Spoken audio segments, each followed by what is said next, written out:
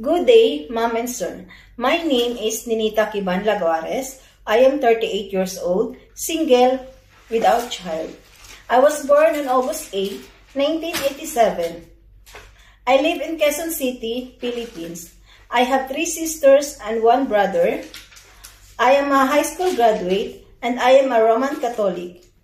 I have working experience before in Doha, Qatar for 2 years.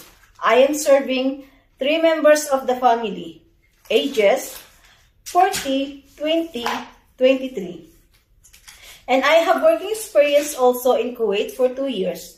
I am serving 11 members of the family, ages 47, 53, 29, 28, 27, 26, 19, 18, 13, and 8 years old.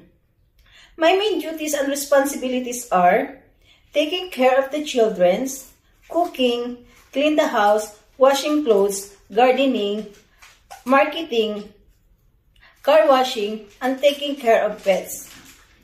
I am a happy person, understanding, responsible, honest, and dedicated to my work. And to my future employer, I hope you choose me and serve your family.